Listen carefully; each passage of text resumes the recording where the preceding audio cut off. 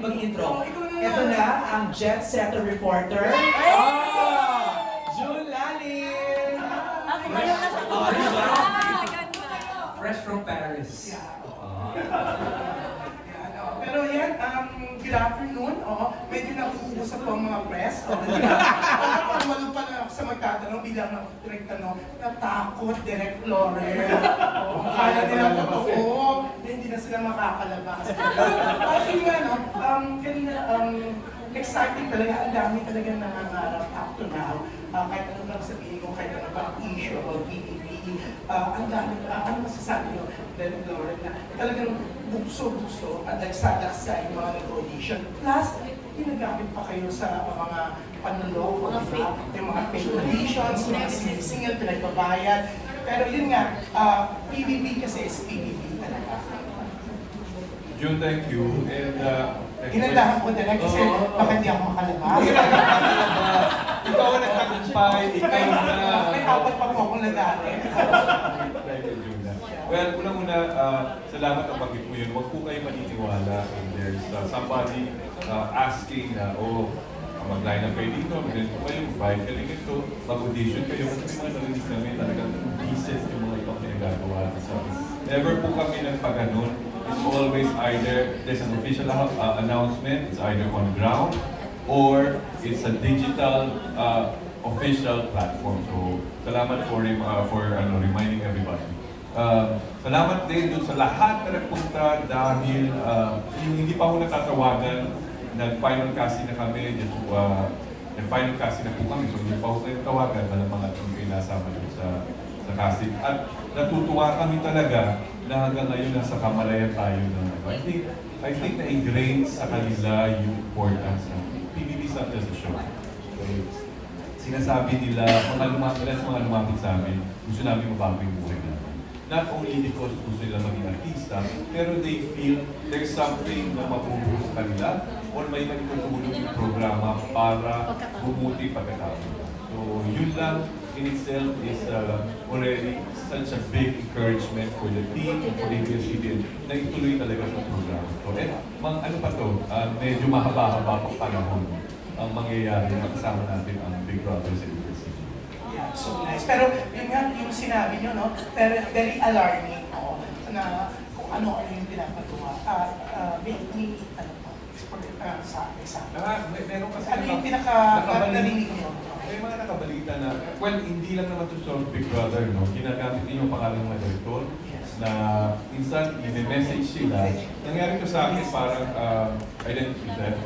Kinuha yung pangalan ko, I don't know how. Minessage nila sa mga artista namin o minessage ang ibang tao at sinasabi, may casting pero daily ito.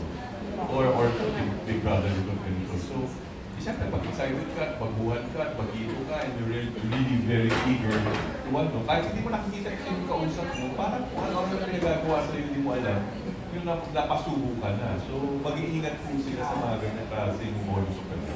Now, I understand kung bakit kausap ko si Bix at saka si MJ, no? A month ago, pinag-audition niya raw sila. Medyo na-alert sila. Kasi pinagdadala sila ng ng panty and so, natakot sila. Natakot sila kasi baka hindi raw ipahubad. Biling na lang sila. Pero sa mga host, di ba? Well, yung host talaga sila. Pero ito sa mga host, yung mga nadidinig yung ganyan, kayo, anong pwede, si Direct Warning, kayo, anong pwede nyo magawa para mapaalalahanan ng public? Lalo na, syempre, si Nene, issue net. Public na fake yung fan. Ako in my own little way. Pag kunwari gano'n ko mga parang mall show sa ibang lugar, sinasabi ko talaga na careful kayo sa mga modus ng iba na talaga nagpapabayad at walang bayad na audition.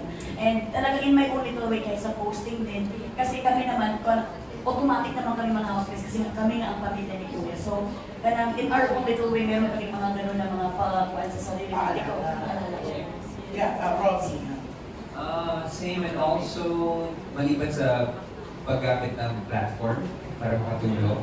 I guess, constant reminder to everyone lang na hindi po rin magpabayad ng ABS-CBN when it comes to all the auditions, Kasi,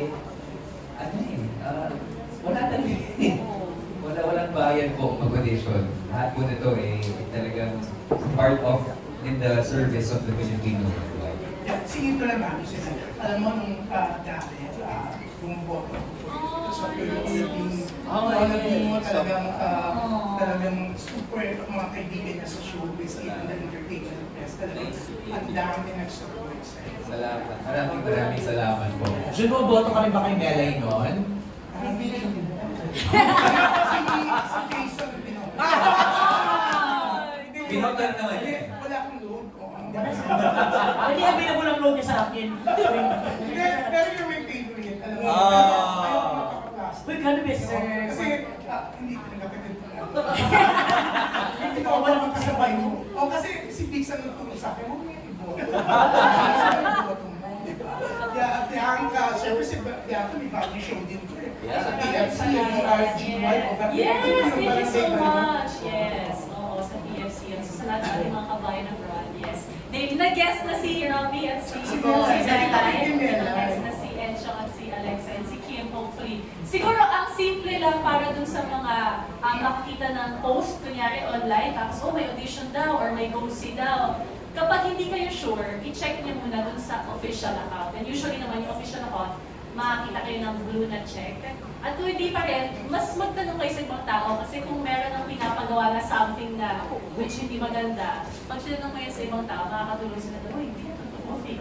Yes. Responsible. Saka check yung mga television sets, di ba? Di ba? Andun naman, may commercial palagi. Kasi kahit anong mangyayari, may ABS-CBN pa rin. Yeah, but tama yan. May ABS-CBN. Meron. Uy, Robbie, baka sabihin mo pinapayag ka.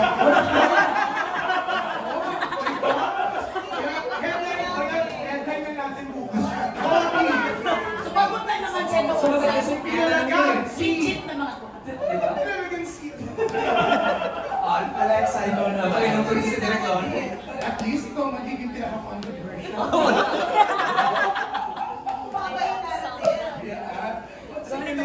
Si Encho ang yan. Tapusin na po natin sa sagot ni Robbie. Okay na po. Opo. At least alam nila na ito yung pag-uusapan. Kumakalat na sa social media. Pinalagaan ang aktor na nagsabing wala nang ABS. Wala po kung pinapakita. Sinasagot ko lang kayo. Talagang pinatulan. Sino mo ba to? Sino mo? Uy, wala ko. Narinig ko lang yan, no? Kanina narinig ko kayo nag-uusap. Oo. Alexa, yeah. Para po sa akin, Sa mga fake, sa mga fake. siguro lalo na po sa mga kabataan ngayon Yes. who might not know how the audition process works. You can check na po sa mga social media accounts ng my Big Brother or ABS-CBN. Yun po yung pinaka-best way para malaman kung legit or real o fake ba yun. Jun! Kasi si, yung istorbo ko ni Aaron, naka-livestream daw, babihin ko dahil sinabi ko hindi maganda siya mag-interview. Hindi maganda, ano naman magagawa? Sandali, pero eto kasi Bianca, sabi mo gusto mo rin mag-guest si Alexa, di ba? Sa show mo. O, ano gusto mo tanong sa kanya? Tignan ko kung ano. Kailangan ba niyang sagutin o hindi? Kasi alam niya naman din na gusto rin na Alam mo, malay mo, dito sa press ko ng PBB, nanggaling naman siya dito sa PBB, at talagang mukhang dito naman sila na-develop. So, ay! Girl! Uy, kailangan magpakatotoo ka, di ba? Kailangan totoo sa Walang sa Alexa. Mahal ka namin, Alexa. We're behind you all the way. Oo, tama. Alam mo, pati yung mga langaw, nag-aabang.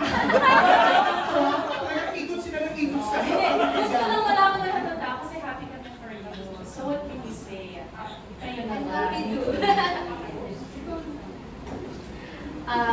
Ate, Naku, baka naman sinungaling. Nandito si Kuya. what we choose to show, it's very real. Ay, okay na yun. Yes. So, di ba Up parang... to in an interpretation. So, may Up to napapansin you to ka. decide. May napapansin nga kasi kami, nang-impress ko nga natin dyan sa coffee. So, coffee project pala, hindi coffee. Ibang klase yung ano yung dalawa. Habang nagpipress ko si Darren, Pero, ibang klase. you know what I think? Interesting yung I mean, pinag-usapan kasi isa sa mga, di ba, ang Gen 11 ang audition natin, youngest is 16. So medyo mas Gen Z generation talaga. Parang hindi na uso yung mga labels. Nung panahon ko kasi, uso pa yung mga proper ligawan, tapos magtatanong labels. So yun ang kailangan natin this Important siya din edition. yun. Yes. Ay, important Ano siya. ang label niyo? To avoid confusion. Okay. Ano label niyo? Sabi niyo. Ginanungan na. Gagawa mo ng sariling label. Getting there. Tayo ang label. On the way.